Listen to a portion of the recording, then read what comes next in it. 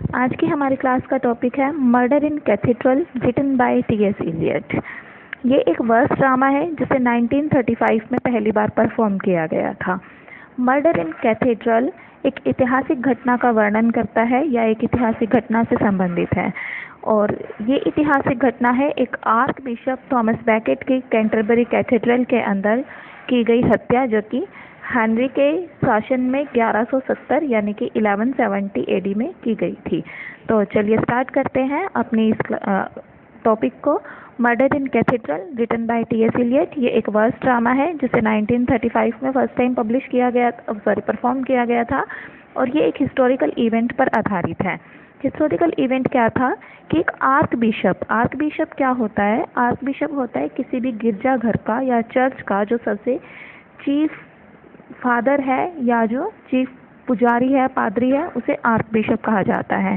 तो ये कहानी रिलेटेड है एक ऐसे हिस्टोरिकल इवेंट से जो एक आर्क बिशप थॉमस बैकेट की मर्डर का डिस्क्रिप्शन देती है, और उनका मर्डर कैंटरबरी कैथेड्रल में 1170 में किया गया था। अब कैथेड्रल क्या होता है? कैथेड्रल होता है बड़ी चर्च को कैथेड्रल कहा जाता है, एक तरह की चर्च ही होती है ये।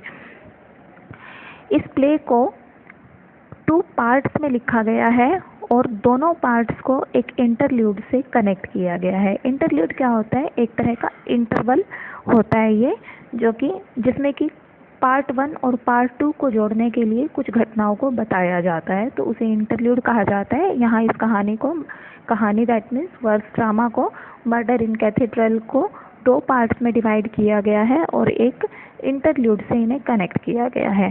पार्ट 1 में हम क्या रीड करते हैं? पार्ट 1 जो है वो थॉमस बैकेट के हॉल से स्टार्ट होता है। पार्ट 1 का जो सबसे पहला सीन है वो कहाँ है? थॉमस बैकेट के हॉल में है, और ये 2 दिसंबर 1170 का एक सीन है। और ये प्ले की बिगनिंग होती है कोरस की सिंगिंग से। कोरस क्या होता है? कोरस होता है ग्रुप में जब सिंगिंग की जाती थी उसे कोरस कहा जाता था। तो एक कोरस है, एक ग्रुप है जो सिंगिंग करता है, और इनकी जो सिंगिंग है वो प्ले के अंदर आगे आने वाले इवेंट्स को सिग्निफाई करती है।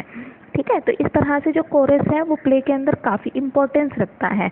There song for shadow coming disaster, इनके द्वारा जो गाए गए गीत हैं वो आने वाले डिजास्टर के बारे में हमें बता रहे हैं। 3 priest are present in this scene. ये जो फर्स्ट सीन है जो कि कहाँ पर है? आर्क बिशप थॉमस बैकेट के हॉल में है, और ये 2 दिसंबर 1170 का सीन है।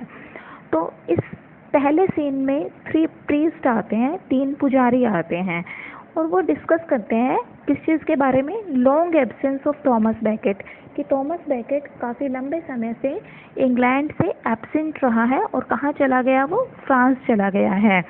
और वो बताते हैं कि किस तरह से जो लौकिक पावर है, टेम्परल पावर है, उसका राइज होता जा रहा है। इस तरह की डिस्कशन वहाँ पर की जा रही है। जब ये 3 प्रीस्ट आपस में इस तरह की डिस्कशन कर रहे हैं, तभी एक हेराल्ड यानी मैसेंजर एक हेराल्ड आता है और अनाउंस करता है कि जो थॉमस बैकेट है वो वापस आ चुके हैं।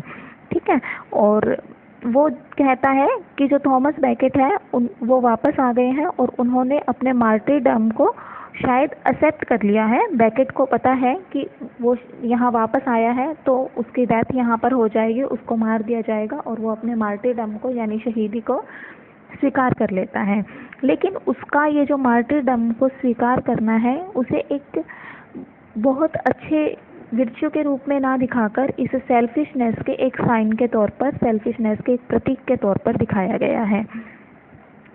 अब जब वो इस मर्डर को, अपनी ये जो हत्या है उसको स्वीकार कर लेता है, तो 3 टेम्प्टर्स यहाँ पर प्रेजेंट किए जाते हैं। प्ले के अंदर 3 टेम्प्टर्स दिखाए जाते हैं। टेम्प्टर्स क्या होते हैं? जो प्रलोभन देते हैं, ललचाते हैं किसी को। तो फर्स्ट टेम्प्टर आता है और वो उसको क्या कहता है कि वो अपनी जिद छोड़ दे और क्या करे?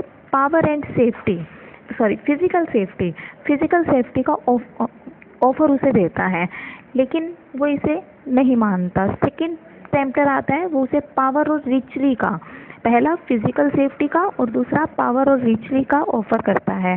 फिर उसके बाद एक थर्ड टेम्प्टर आता है, और थर्ड टेम्प्टर कहता है कि वो बैरन्स के साथ मिल जाए। बैरन्स लॉर्ड्स को कहा जाता था उस टाइम पर, ये एक बड़ी पदवी थी। लॉर्ड्स के साथ मिल जाए और किंग के खिलाफ रेजिस्ट करने का चांस उसे मिल जाएगा। फाइनली एक फोर्थ टेम्पटर आता है और ये जो फोर्थ टेम्पटर है ये उसे मार्टिरडम की शहीद होने की ग्लोरी के बारे में बताता है, ग्लोरी का बखान करता है।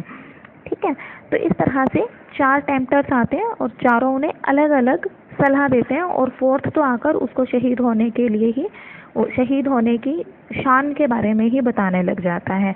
बैकेट, जो थॉमस बैकेट है, वो इन सब के प्रति रिस्पॉन्ड करता है और जो लास्ट वाला है यानी जो फोर्थ टेम्पटर है स्पेसिफिकली वो उसका वर्णन करता है। और इस तरह से यहाँ पर जो फर्स्ट पार्ट है प्ले का, सॉरी ड्रामा का, वो एंड हो जाता है। ठीक है, अब जैसा कि फर्स्ट पार्ट एंड हो जाता है तो उसके बाद स्टार्ट होता है इंटरल्यूड। इंटरल्यूड क्या है? वो इवेंट जो क्या कर रहे हैं, पार्ट 1 को और पार्ट 2 को आपस में कनेक्ट कर रहे हैं, उन्हें हम इंटरल्यूड के नाम से जानते हैं। और पार्ट 2 स्टार्ट, यानी कि इंटरल्यूड स्टार्ट होती है क्रिसमस मॉर्निंग से, क्रिसमस मॉर्निंग 1170 से। ये जो प्ले है ये 2 दिसंबर से लेकर 29 दिसंबर 1170 तक के इंसिडेंट्स को वर्णित करता है। तो इनमें से 2 दिसंबर से लेकर 24 दिसंबर तक के जो इवेंट हैं वो फर्स्ट पार्ट में इंक्लूड किए गए हैं और सेकंड पार्ट के अंदर 29 दिसंबर को इंक्लूड किया गया है और इंटरल्यूड में हमें 25 दिसंबर यानी क्रिसमस मॉर्निंग का डिस्क्रिप्शन दिया गया है। अब ये इस क्रिसमस मॉर्निंग पर अपने कैथेड्रल में, अपने चर्च के अंदर एक बहुत बड़ा सरमन, एक बहुत बड़ा स्पीच देता है, उपदेश देता है। और इस उपदेश में वो हमें बताता है कि जो क्रिसमस है वो क्या है, वो अपने आप में एक माउर्निंग का डे भी है और एक सेलिब्रेशन का डे भी है, दोनों चीज़ों का डे ये है। और किस तरह से है ये माउर्निंग का और सेलिब्रेशन का डे? क्योंकि जो क्रिसमस है वो मार्टिरडम का प्रतीक है, जबकि सेलिब्रेशन, क्योंकि पीपल इसको एक सेलिब्रेशन के तौर पर मनाते हैं। और फाइनली वो क्या कहता है कि वो मृत्यु से नहीं डरता है और वो डेथ को एक्सेप्ट करने का फैसला करता है इस इंटरल्यूड के अंदर। फिर यहाँ से स्टार्ट होता है पार्ट 2। पार्ट 2 की स्टार्टिंग है 29 दिसंबर 1170 को और ये आर्क बिशप के हॉल में सीन बनाया गया है। इस सीन के पार्ट 2 के फर्स्ट स्टार्टिंग में, बिगनिंग में पार्ट 2 के 4 नाइट्स अराइव होते हैं, 4 योद्धा आते हैं।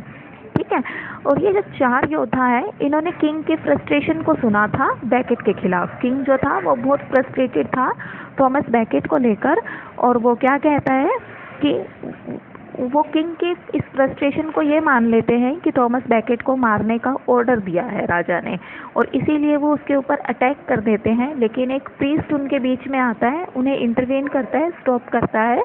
बैकेट कहता है, वो वहाँ से चले जाते हैं और फिर प्रीस्ट उसको कहता है कि तुम यहाँ से जा सकते हो और जाकर अपनी जान बचा सकते हो। लेकिन बैकेट उनके जाने के बाद कहता है कि वो मरने के लिए तैयार है और वो मरने से नहीं डरता है। और यहीं पर दोबारा से कोरस की सिंगिंग स्टार्ट होती है, कोरस सिंग करते हैं एंड बताते हैं हमें कि प्ले के अंदर किस तरह से डिवेस्टेशन यानी कि विनाश आने वाला है।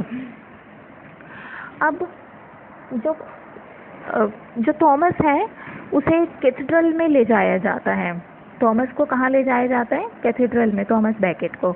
And is killed by the knights, और उन योद्धाओं के द्वारा अब उसे मार दिया जाता है। और इस तरह से थॉमस बैकेट की तो मृत्यु हो जाती है, मार दिया जाता है। और थॉमस बैकेट की हत्या होने के बाद फिर से कोरस आता है, यानी कि एक समूह गान को दिखाया जाता है। और इस समूह गान में जो सिंगर्स हैं वो लैमेंट करते हैं, अफसोस करते हैं उसकी मृत्यु पर और क्या कहते हैं, clean the air, clean the sky. हमारा ये जो इंग्लैंड है इसकी एयर को क्लीन कर दो, स्काई को क्लीन कर दो, क्योंकि एक आर्क बिशप की हत्या यहाँ पर कर दी गई है। Land is foul, the water is foul, our beast and ourselves defiled with blood. तो इस तरह से वहाँ का जो करप्टेड एटमॉस्फेयर है वो यहाँ पर दिखाया गया है और एक आर्क बिशप की डेथ को यहाँ लैमेंट किया जा रहा है। At the end of the play knights step up.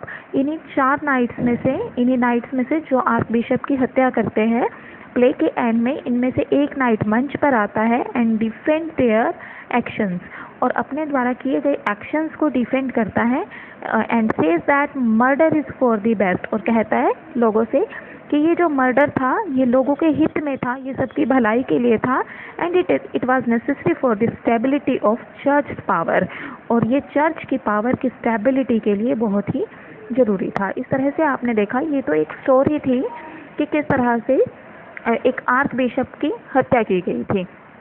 जिस टाइम पर इस वर्स ड्रामा को लिखा गया था, कौन से वर्स ड्रामा को, मर्डर इन कैथेड्रल को, उस टाइम पर ये एक बहुत ही लंबी फॉर्म में लिखा गया था, लेकिन पब्लिशर ने इसमें से कुछ पार्ट रिमूव कर दिया था।